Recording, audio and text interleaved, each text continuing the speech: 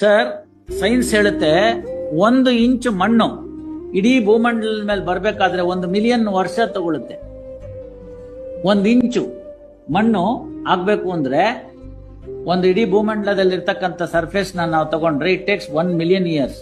So ನಮ್ ತಾತ ಮುತ್ತಾತ ಅವ್ರ ತಾತನ ಕಾಲದಿಂದ ತಾನೇ ಇದೆಲ್ಲ ಆಗಿರೋದು. ಇವತ್ ನಾವು ತಿಂದ್ಬಿಟ್ವಾ ಇದನ್ನ? ತುಂಬಾ ಜನಕ್ಕೆ ಮಣ್ಣು ಮತ್ತೆ ಮರಳಿನ ವ್ಯತ್ಯಾಸನೇ ಗೊತ್ತಿಲ್ಲ. ಮರಳು ಇಸ್ ಪಾರ್ಟ್ ಆಫ್ ದಿ ಮಣ್ಣು ಅಷ್ಟೇ.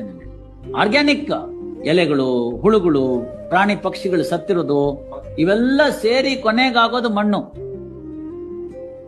ಆ ಮಣ್ಣಿಗಷ್ಟು ಬೆಲೆ ಇದೆ. ಇವತ್ತಿಗೂ ಇದ್ದಾರೆ ಹಾವೇರಿನಲ್ಲಿ 5 ಜನ ಆ ಫ್ಯಾಮಿಲಿನವರು. ಅವ್ರನ್ನ ಕರೆಸ್ತಾರೆ ನಾರ್ತ್ ಕರ್ನಾಟಕದ ಕಡೆಗೆ. ಅವರು ಮಣ್ಣನ್ನ ನಿಜವಾಗ್ಲೂ ಹಿಂಗ್ ತಗೊಂಡು ತಿಂತಾರೆ ಅಂತ.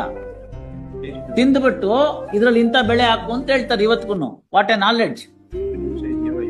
ಇಲ್ಲ, ನೋಡ್ತಾರ ಅವ್ರಿಗೆ. ಎರಡು ಕಾರಣ. ಒಂದೇನು ಅಂತಂದ್ರೆ ಆ ನಾಲೆಡ್ಜ್ ನ ಅವ್ರು ಉಳಿಸ್ಕೊಂಡ್ ಬಂದಿದ್ದಾರೆ.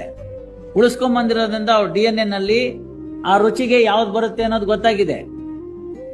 ಟಿವಿನಲ್ಲೆಲ್ಲ ಪ್ರೋಗ್ರಾಮ್ ಬಂತು ಅವ್ರದ್ದು. I met those fellows. Literally they eat. ಮಣ್ಣು ತಗೊಂಡು ತಿನ್ಬಿಟ್ಟು ಇದ್ರಲ್ಲಿ ಇಂಥದ್ದಾಕಿ ಅಂತ ಹೇಳ್ತಾರೆ. ನಾವೆಲ್ಲ ಹಾಳು ಮಾಡಿದೀವಿ ಬಿಡಿ ಅಷ್ಟೇನೆ.